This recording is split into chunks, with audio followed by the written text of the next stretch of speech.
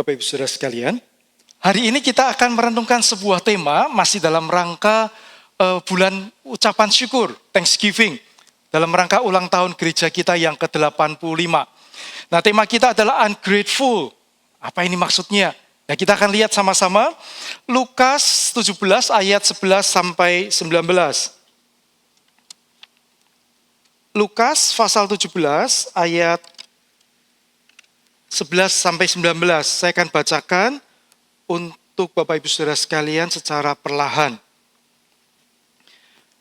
Lukas 17 ayat 11, dalam perjalanan Yesus ke Yerusalem, Yesus menyusur perbatasan Samaria dan Galilea.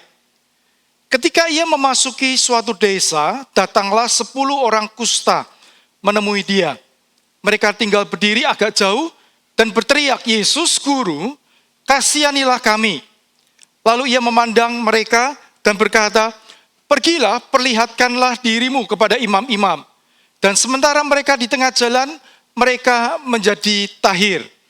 Seorang dari mereka ketika melihat bahwa ia telah sembuh, kembali sambil memuliakan Allah dengan suara nyaring. Lalu tersungkur di depan kaki Yesus dan mengucap syukur kepadanya. Orang itu adalah orang Samaria. Lalu Yesus berkata, "Bukankah ke-10 orang tadi semuanya telah menjadi tahir?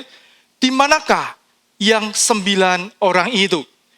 Tidak adakah di antara mereka yang kembali untuk memuliakan Allah selain daripada orang asing ini?" Lalu Yesus berkata kepada orang itu, "Berdirilah dan pergilah, imanmu telah menyelamatkan engkau." Nah, saudara, kalau kita membaca kisah dari Lukas 17 ini, sekilas kita mendapati bahwa seolah-olah kisah ini hanya ingin mengungkapkan tentang bagaimana seharusnya kita memiliki etika di dalam berterima kasih. Betul tidak? Ya, karena Tuhan Yesus bertanya, "Kok cuma 1 yang balik? Di mana yang 9?" Sehingga seolah-olah kisah ini hanya ingin bicara bagaimana kita bisa berterima kasih. Nah, kalau seperti itu, juga muncul pertanyaan, apakah Yesus ini adalah haus dengan penghargaan, haus dengan rasa terima kasih, sehingga 10 orang dibantu, 1 balik, dia tanya, "Mana yang 9? Kenapa tidak berterima kasih?" Nah, saudara, ketika kita membaca ayat ini sebetulnya, ya, bahwa ini tidak hanya berbicara tentang berterima kasih atau tidak berterima kasih. Tapi kita akan melihat bahwa ada sesuatu yang esensial dari kisah ini, yang mana berbicara tentang hati manusia. Tapi juga ada sesuatu yang esensial yang ditunjukkan dari kisah ini, tentang apa yang menjadi hati Tuhan, kerinduan Tuhan, di mana Tuhan ingin supaya manusia mengalami sesuatu yang indah, yang Tuhan sediakan bagi mereka, dan kita akan lihat ini di dalam atau melalui kisah ini. Ya. Nah, kalau kita perhatikan tadi yang kita baca, maka kisah ini dimulai dengan Yesus sedang dalam perjalanan menuju Yerusalem. Nah, di dalam Injil Lukas khususnya, ada beberapa kali ungkapan Yesus berjalan menuju Yerusalem. Yesus dalam perjalanan ke Yerusalem. Yesus melanjutkan perjalanan ke Yerusalem. Jadi ungkapan itu sering diungkapkan di dalam Injil Lukas untuk menunjukkan apa? Bahwa apa yang dilakukan oleh Yesus dalam dunia ini, baik menyembuhkan, menolong orang dan sebagainya, itu tidak terlepas dari tujuannya hadir dalam dunia ini, yaitu untuk mati di atas kayu salib di Yerusalem, untuk mati di atas kayu salib menebus dosa manusia, supaya manusia bisa kembali memiliki relasi dengan Tuhan. Nah, ini ditekankan oleh Injil Lukas. Nah, pada waktu Yesus melalui perjalanan sedang menuju ke Yerusalem, dia menyusur daerah perbatasan Samaria dan perbatasan Galilea. Nah, Samaria dan Galilea ini adalah 2 tempat yang sebetulnya mereka saling bermusuhan. Orang-orang Yahudi tidak menerima orang Samaria dan menganggap orang Samaria adalah orang warga kelas 2 secara rohani, dan mereka adalah orang yang tidak diperkenan oleh Tuhan. Sehingga mereka tidak akur sebetulnya. Nah saudara, tetapi kita melihat sesuatu yang unik. Bahwa 10 orang ini orang kusta, ada 1 orang Samaria. Dan mereka ini akur bersama-sama. Oleh karena mereka mengalami penderitaan yang sama. Nah saudara, apa sebetulnya yang mereka alami dalam penderitaan ini? Oleh karena mereka sakit kusta. Dan betul, sakit kusta itu pada zaman dulu, itu sesuatu hal yang sangat mengerikan kalau seseorang mengalami itu. Hari ini pun seperti itu, bukan? Kita menjauhi pasti kalau ada orang yang kita tahu itu sakit kusta. Sesuatu hal yang bisa menular dan sebagainya. Nah, ini juga pada waktu itu ketika ada seseorang yang sakit kusta, maka orang ini adalah orang yang secara sosial akan diasingkan dari komunitasnya. Maka mereka tinggal di pinggiran kota, di perbatasan. Ya, jauh dari kebanyakan orang. Karena ini penyakit menular. Sehingga jangan sampai menulari orang lain. Yang kedua, mereka sendiri menderita secara fisik. Badannya mereka semakin lama akan semakin hancur. Itu juga penderitaan bagi mereka. Belum lagi secara rohani, secara spiritual, mereka dianggap sebagai orang yang najis di hadapan Tuhan.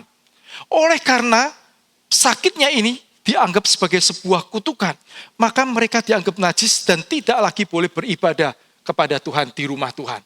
Nah, sehingga kalau kita lihat di sini, karena dianggap najis, maka mereka juga tidak boleh pergi ke rumah orang lain, tidak boleh bersentuhan dengan orang lain, karena orang lain yang bersentuhan dengan dia, orang lain itu akan menjadi najis. Nah, jadi ini sesuatu hal yang buat orang yang mengalami ini sebuah hal yang tidak mudah.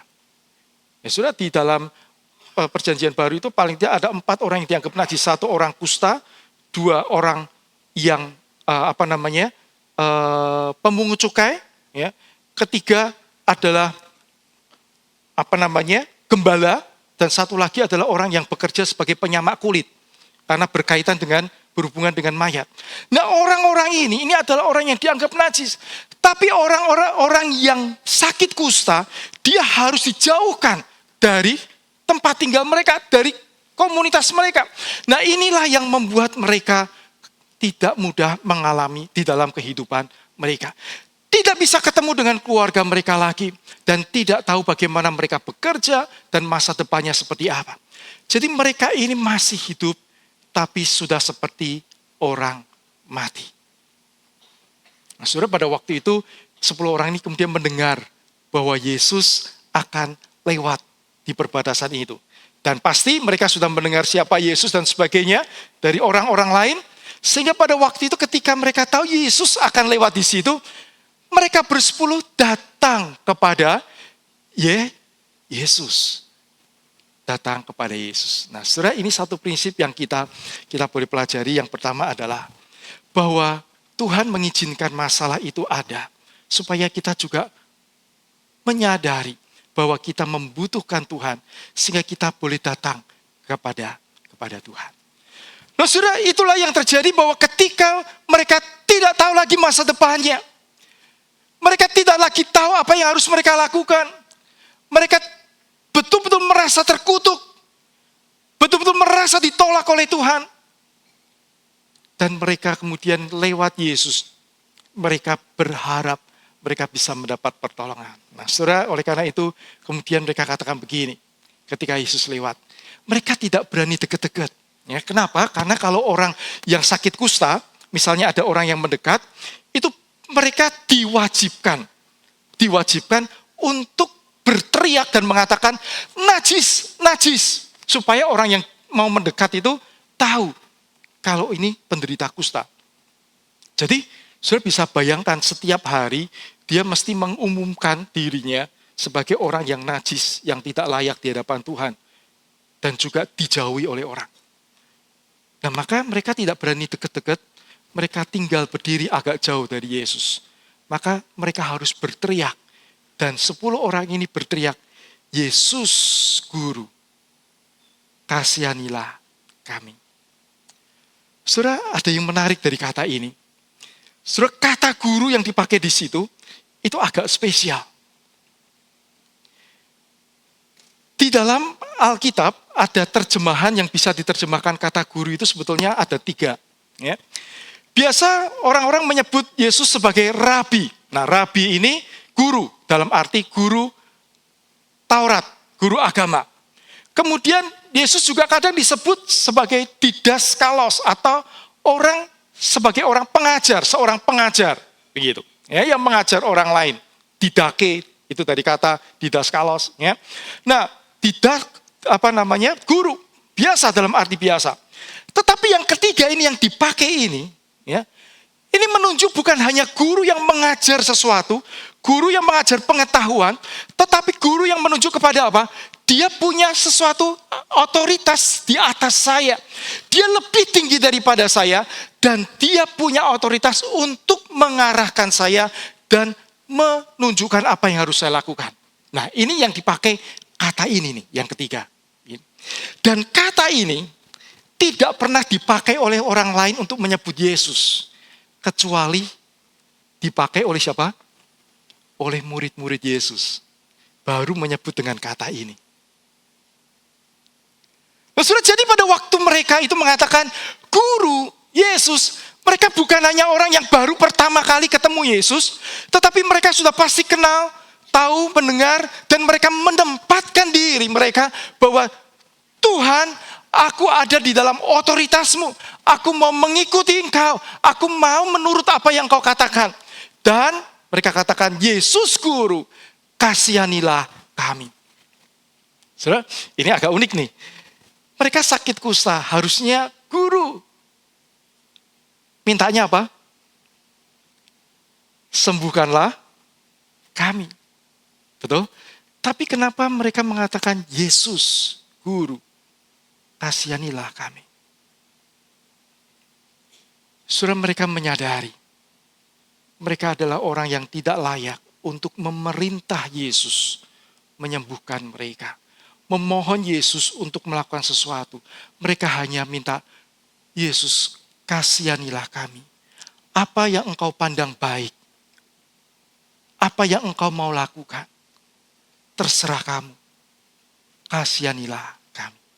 Saudara, maka itu kata Tuhan kasihanilah kami, itu dipakai di dalam liturgi gereja berabad-abad. Sampai tadi kita menyebutkan bersama Musa, ya, Tuhan kasihanilah kami. Bahwa pada waktu kita berdiri di hadapan Tuhan, menghadap Tuhan, tidak ada sesuatu yang bisa kita bawa. Siapa kita menyuruh Tuhan? Kita hanya bisa katakan, Tuhan kasihanilah kami. Saudara, saya tidak tahu hari ini, apakah kita mengalami kesesakan hati yang begitu dalam, karena kita tidak tahu lagi apa yang harus saya lakukan dengan hidup saya. Mungkin dengan kesehatan yang saya alami, saya merasa semua jalan tertutup dan tidak ada lagi harapan buat saya. Dan betul-betul hanya belas kasihan Tuhan untuk saya bisa menghadapi ini. Saya tidak bermimpi mungkin untuk sembuh, tapi setidaknya saya kuat untuk menjalani ini. Untuk itu pun, untuk membiayai pengobatan pun, mungkin kita sudah tidak lagi punya harapan. Bagaimana melakukannya? Saya tidak tahu, mungkin kita berpikir tentang pekerjaan kita, usaha kita. Yang mana kita sudah perjuangkan dengan begitu keras, tapi sepertinya penghasilan kita tidak bisa mencukupi kebutuhan yang makin lama makin besar, makin lama makin besar. Ketika kita pinjam, kita berharap bisa ada terobosan, bisa mengembalikan, malah kita terlilit hutang. Tidak tahu bagaimana menyelesaikannya. Begitu juga mungkin kita punya masalah pribadi. Masa lalu mungkin. Yang mana kita merasa kita berdosa kepada Tuhan. Mungkin Tuhan sudah tidak lagi mau terima saya. Tuhan menolak saya. Saudara, kalau hari ini kita masih hadir, masih dengar firman Tuhan. Tuhan tidak pernah tolak kita. Tuhan justru menghampiri kita. Seperti yang dilakukan Tuhan Yesus. Kepada 10 orang kusta yang merasa ditolak. Tidak ada yang mau. Dalam hati mereka, mereka betul-betul merasa sakit. Merasa tidak ada harapan karena Tuhan sudah menolak. Saya mati pun sekarang ditolak oleh Tuhan. Tidak ada artinya. Tapi Yesus sengaja tidak lewat kota. Dia berjalan ke Yerusalem lewat perbatasan Galilea dan Samaria. Dan Yesus menjumpai mereka. Saudara, dan pada waktu mereka mengatakan, Yesus Guru, kasihanilah kami. Apa yang dikatakan oleh Tuhan Yesus? Kemudian dikatakan, lalu ia memandang dan berkata, pergilah, perlihatkanlah dirimu kepada imam-imam. Saudara, kata memandang. Saudara, nggak usah diartikan macam-macam kata memandang. Memandang ya memandang begitu aja, begitu ya. Saudara, tetapi memandang ini kalau kita balik lawan katanya. Ketika mereka mengatakan, Tuhan, Guru kasihanilah kami. Yesus Guru kasihanilah kami. Kalau Tuhan Yesus melakukan yang sebaliknya, tidak memandang mereka. Lawan katanya apa? Membuang muka kepada mereka, dari mereka. Itu artinya bahwa Yesus tidak peduli kepada mereka. Tapi ketika Yesus ditulis oleh Alkitab dengan sangat jelas, sengaja ditulis oleh Alkitab, Yesus memandang mereka. Artinya Yesus care. Yesus tahu. Yesus mengerti. Maka kemudian dia berkata, pergilah, perlihatkanlah dirimu kepada imam-imam. Nah, waktu itu imam-imam ini memang yang diberi otoritas untuk memastikan kalau orang mengatakan, aku sudah sembuh dari kusta. Sebentar, pergi imam dulu. Imam memeriksa semuanya. Oke, dok. Mungkin dikasih surat bahwa sudah sembuh, bisa kembali ke masyarakat. Tapi kalau tidak ada pernyataan dari imam, itu tidak bisa. Maka Yesus tidak mengatakan soal sembuh tidak sembuh, langsung pergi kepada imam. Nah, saudara, kemudian dicatat oleh Alkitab, sementara mereka di tengah jalan, mereka menjadi tahir. Mereka menjadi sembuh. Saudara, hal yang kedua yang kita bisa lihat nanti adalah bagaimana reaksi mereka. Ketika 10 orang ini sembuh, ada 1 orang yang balik kepada Yesus. Tapi yang 9 tidak balik kepada Yesus. Saudara, hal yang kedua yang kita bisa pelajari dari kisah ini adalah, dalam berkat yang kita terima, itu juga bisa menyingkapkan apakah hati kita itu betul-betul menginginkan Tuhan atau hanya berkat Tuhan. Saudara, kalau kita lihat, saya membayangkan bahwa 10 orang kusta ini, mereka jalan bareng-bareng. Ya, mereka jalan bareng-bareng untuk pergi kepada imam. Dan pada waktu mereka jalan bareng-bareng, kemudian mereka mungkin salah satu berteriak atau mengatakan, loh, kok kulit saya sudah mulai halus? Sakit saya sudah mulai hilang. Mungkin dia mulai memeriksa tubuhnya. Mungkin mereka saling ngecek. Kalau saya bagaimana? Dan mereka semua sembuh. Dan ada satu hal yang indah adalah, ada 1 orang ketika dia lihat dia sembuh, dia kemudian Alkitab katakan dia kembali kepada Yesus sambil memuliakan Allah dengan suara nyaring. Kalau suara nyaring ini pakai kata yang sama dengan tadi suara berteriak yang di atas tadi. Itu pakai kata yang sama. Jadi artinya suaranya keras atau pelan? Pasti keras. Artinya kalau dia berteriak, memuliakan Allah, maka yang 9 pasti tahu. Kalau yang 1 ini balik ke sana, yang 9 pasti tahu. Tetapi yang 9 tetap jalan ke sana, dan yang 1 ini kembali kepada Yesus. Dan dia tersungkur di hadapan Yesus, dan mengucap syukur kepada Yesus. Dan orang ini adalah orang Samaria, yang biasanya tidak akur dengan orang Yahudi. Nah, saudara, kemudian Tuhan Yesus bertanya, bukankah 10 orang tadi yang tahir? Di manakah mereka? Tidak adakah di antara mereka yang kembali dan memuliakan Allah selain daripada orang asing ini? Saudara, ada hal yang menarik dari kalimat kata-kata di dalam ayat 15 dan 16 ini. Saudara, yang saya kasih merah itu, kata kerjanya itu memiliki tenses yang berbeda. Secara gramatikal itu berbeda. Pada waktu dikatakan orang itu melihat, itu mengambil bentuk sekali melihat, atau beberapa saat melihat, selesai. Begitu dia melihat, dia langsung kembali. Berputar, dia berjalan ke arah Yesus. Kata kembali juga, itu menuju kepada satu tindakan sekali kembali. Sudah, tetapi kata memuliakan Allah itu menggunakan bentuk present tense. Artinya pada waktu dia melihat, dan kemudian dia kembali sambil memuliakan Allah. Artinya apa? Ketika dia melakukan semuanya itu, hatinya terus menerus memuliakan Allah. Ini bukan dalam arti kata-katanya, tetapi ini lebih menunjuk kepada hal yang ada di dalam hatinya yang terus menerus memenuhi hatinya dengan satu hal untuk memuliakan Tuhan. Nah, saudara, kemudian dia ketemu Yesus tersungkur. Itu juga pakai bentuk cuma satu kali dilakukan. Tersungkur, selesai. Tetapi di depan kaki Yesus, ia mengucap syukur. Ini bentuknya present tense. Artinya ini menunjuk kepada apa? Alkitab ingin mengungkapkan hati orang ini. Yaitu hati yang meluap, dipenuhi dengan rasa syukur. Dipenuhi dengan kekaguman kepada Tuhan. Dipenuhi dengan rasa ucapan terima kasih kepada Tuhan. Saudara, ini bukan kata-kata terima kasih, tapi ada hati yang demikian.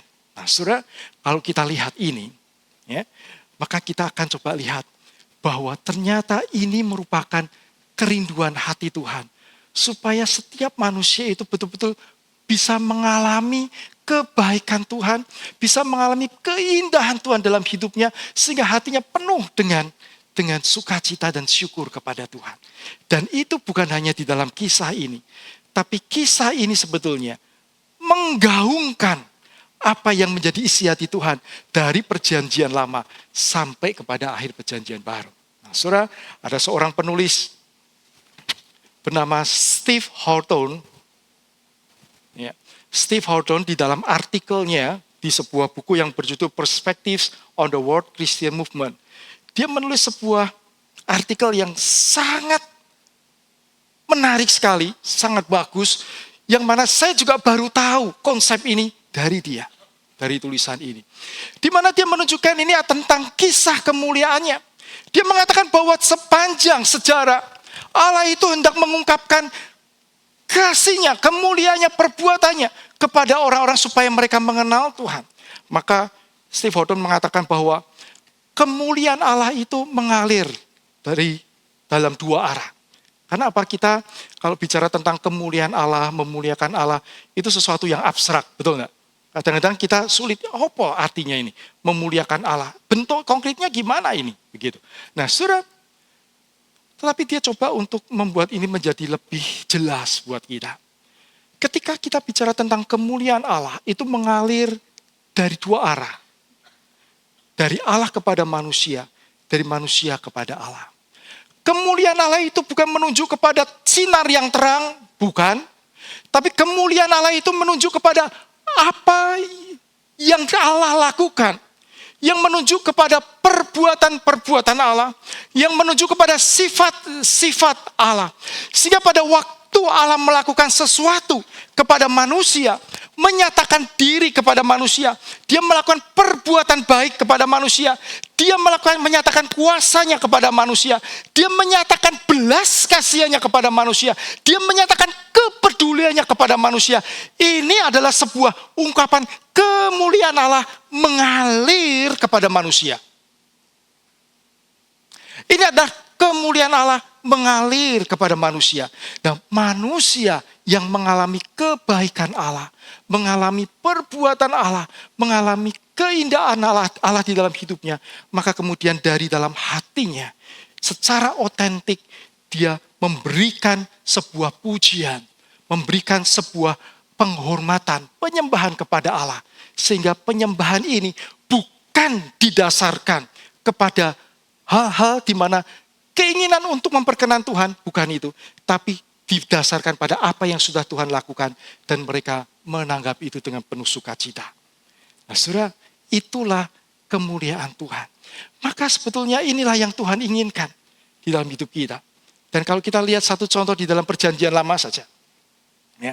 Pada waktu Abraham, keponakannya Lot dan keluarganya itu ditawan oleh Raja Kedorlaomer dan 12 raja lain bersama 12 raja. Mereka bersama-sama 12 raja totalnya. Itu mereka mengambil, menjarah dan juga menawan keponakan Abraham. Tapi kemudian Abraham pergi dengan 318 orang. Hanya itu dan melawan 12 raja.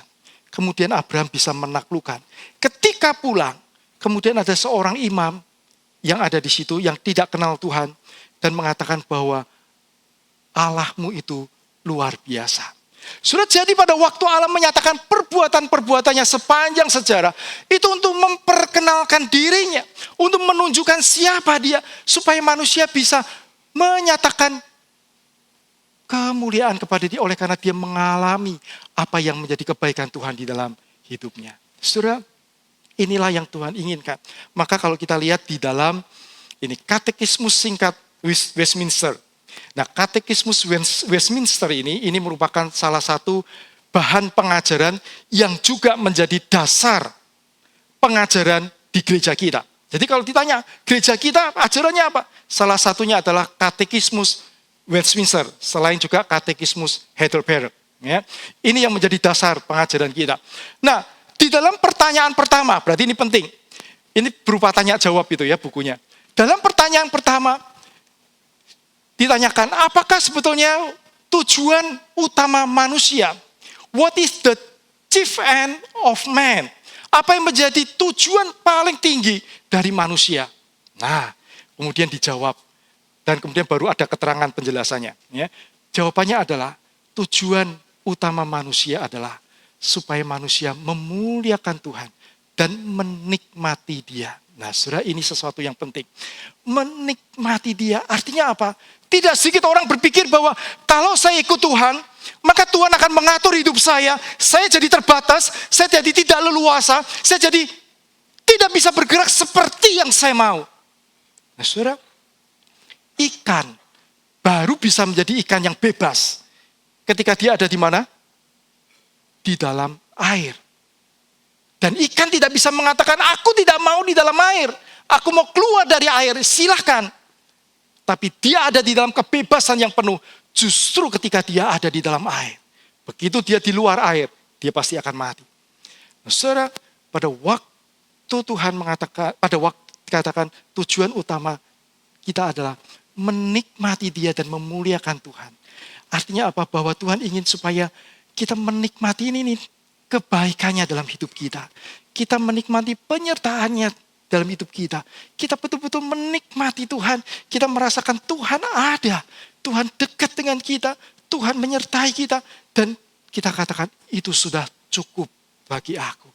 Kalau aku sudah dipimpin oleh pemberi berkat, maka apa sih berkat yang perlu aku khawatirkan?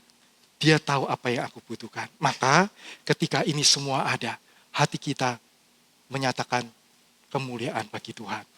Menyatakan penyembahan kepada Tuhan. Nah, saudara, ini sesuatu hal yang sangat mendasar. Menikmati Dia dan memuliakan Dia. Nah, pertanyaannya adalah, kalau ikut Tuhan itu bukan Tuhan membuat kita sengsara, justru kita bisa menikmati sukacita, keindahan di dalam Tuhan. Saudara, pertanyaannya kenapa yang 9 orang ini, mereka justru tidak kembali kepada Tuhan. Dan hanya satu yang hatinya meluap dengan syukur dan memuliakan Tuhan. Nah, saudara, ini ada di dalam pengajaran reform. Tetapi tidak secara jelas ada istilah yang dipakai. Tapi inilah yang terjadi. Pada waktu manusia diciptakan sebelum jatuh dalam dosa. Dan pada waktu manusia, sebelum jatuh dalam dosa sini ya setelah manusia jatuh dalam dosa, ada satu ordo atau urutan yang berbeda.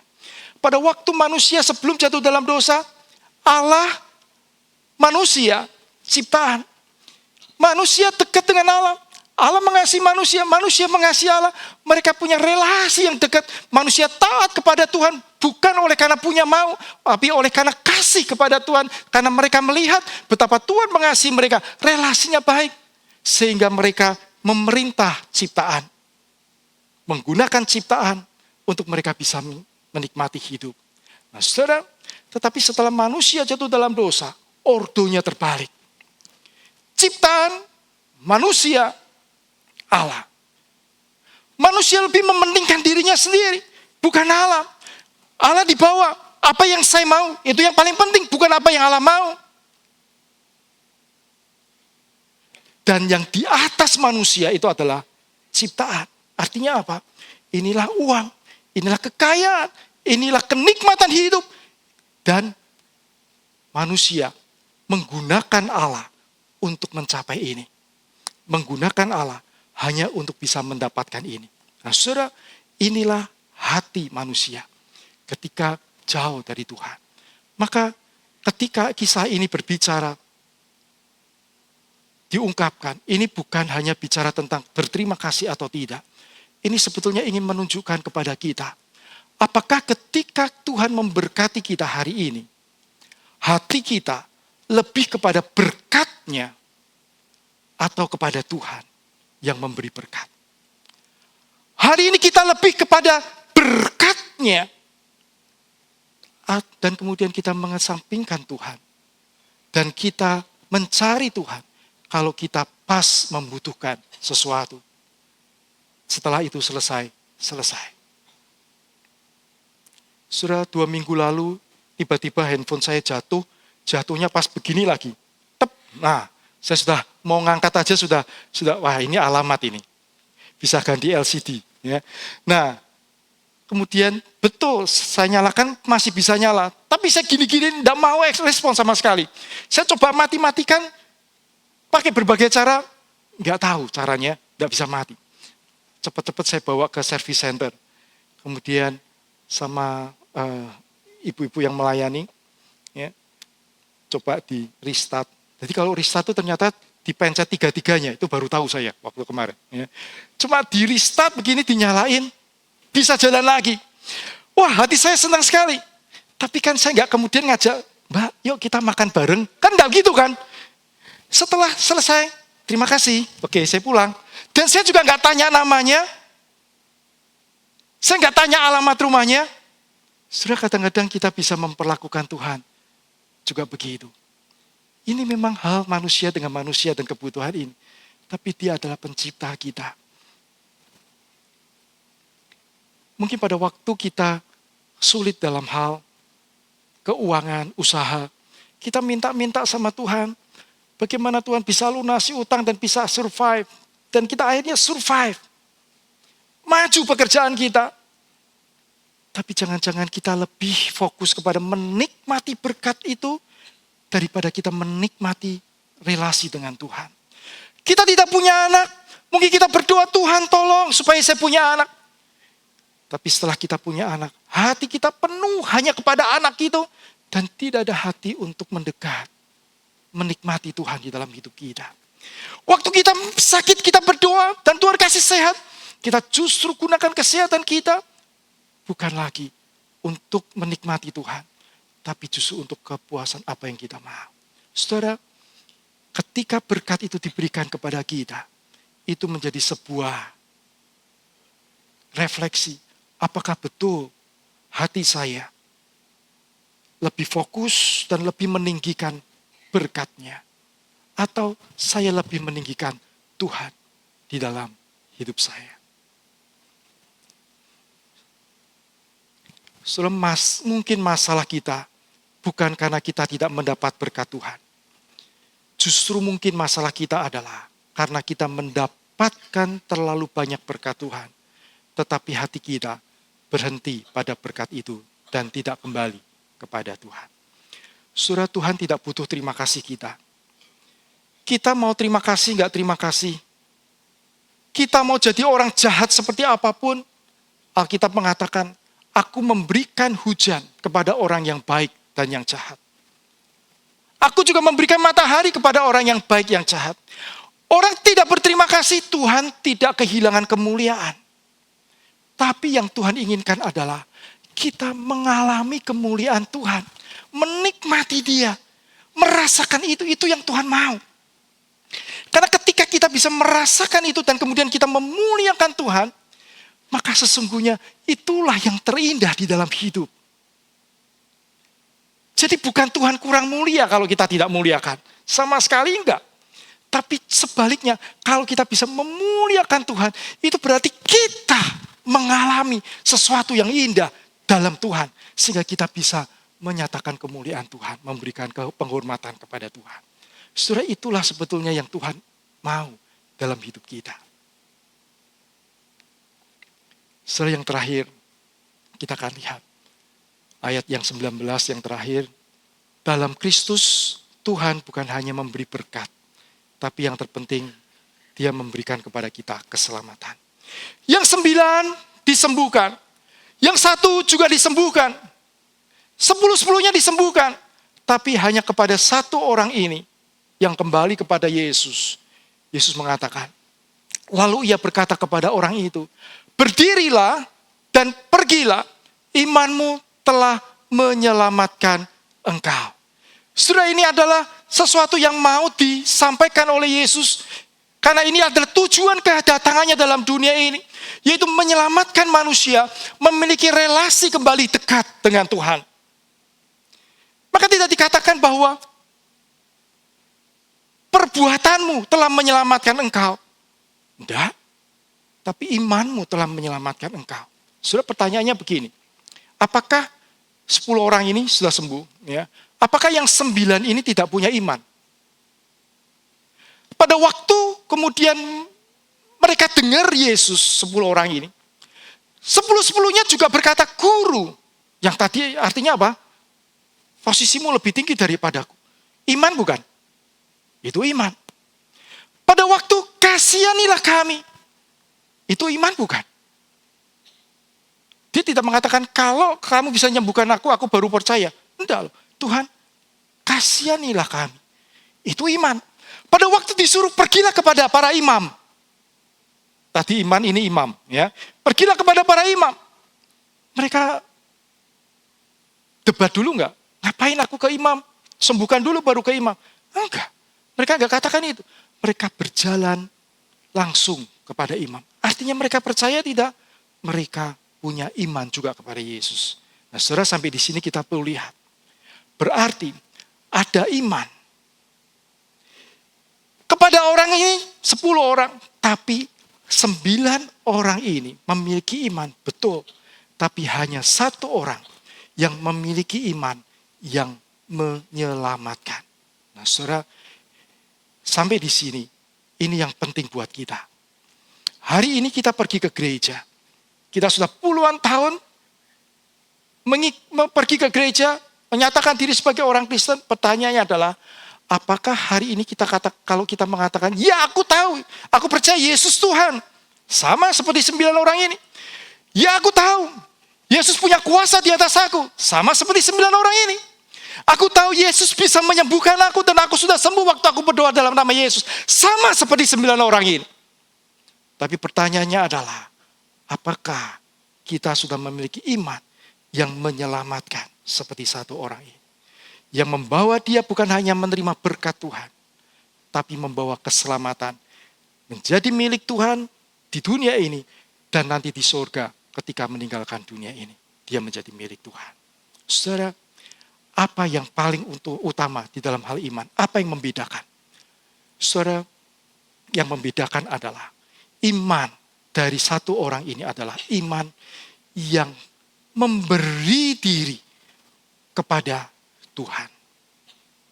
Ada banyak orang yang tahu tentang Tuhan, mengerti tentang Kristus, tahu Alkitab banyak. Pertanyaannya adalah, apakah kita pernah di dalam hidup kita mengatakan, Tuhan, aku tahu. Kita beriman, iman itu artinya merespon apa yang dikatakan oleh Tuhan.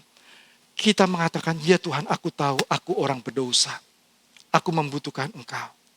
Dan Tuhan, aku mengundang Engkau sebagai Tuhan dan Juru Selamatku. Juru Selamatku, oleh karena aku tahu aku tidak bisa berbuat apapun dengan perbuatan baikku untuk menyelamatkan, untuk aku diterima oleh Tuhan. Hanya Engkau yang bisa menyelamatkan karena Engkau sudah mati di atas kayu salib untuk aku. Itu yang Kau katakan dan aku percaya itu. Bahwa tidak ada perbuatan baikku yang bisa menyelamatkan. Dan aku mau menerima Engkau Tuhan sebagai Juru Selamatku. Tapi aku juga mau menerima Engkau sebagai Tuhan. Di mana Tuhan, Engkau sekarang yang memimpin hidupku. Bukan lagi aku, tapi hidupku aku serahkan kepadamu. Engkau yang menciptakan aku. Engkau tahu yang terbaik buat aku. Dan aku tahu engkau mengasihi aku demikian lupa bahwa pada waktu aku masih berdosa, engkau sudah mati bagi aku. Betul betapa indah kasih-Mu Tuhan. Inilah yang dialami oleh satu orang ini. Dan dia tersungkur di hadapan Kristus. Dan Tuhan melihat bahwa hatinya adalah hati yang memberi diri untuk dipimpin oleh Tuhan seumur hidupnya di dalam ketaatan kepada Tuhan. Bukan ketaatan yang terpaksa, tapi ketaatan oleh karena kasihnya kepada Tuhan. Sebab dia tahu betapa Tuhan sudah mengasihi dia lebih dulu. Walaupun dia dianggap najis, dibuang masyarakat, tapi Tuhan sudah mengasihi dia lebih dulu. Maka dia mau taat kepada dia, taat kepada Tuhan, mengikut Tuhan dengan hati yang mengasihi Tuhan. Nah, saudara, ini adalah iman yang menyelamatkan. Saudara, saya tidak tahu hari ini apakah kita sudah pernah punya pengalaman seperti itu. Mungkin kita bisa percaya tentang siapa Yesus dan sebagainya. Tapi kalau belum, hari ini milikilah iman yang seperti ini. Jangan kita kemudian menerima berkat yang begitu berlimpah dari Tuhan. Tapi kemudian kita menjadi seperti 9 orang. Dan tidak menjadi seperti yang satu orang mengalami keselamatan dari Tuhan. Saudara, ungrateful, hati yang tidak bersyukur. Apa artinya? Tuhan tidak membutuhkan rasa syukur, ungkapan syukur kita dari kata-kata. Tapi Tuhan lebih rindu kita mengalami dan merasakan betapa baiknya Tuhan dalam hidup kita. Dan kita memberi diri sepenuhnya kepada Tuhan. Itu adalah rasa syukur, ungkapan syukur yang Tuhan rindukan. Karena itulah yang paling membuat hidup kita penuh sukacita. Membuat hidup kita penuh bahagia. Karena kita tahu siapa yang memimpin hidup kita.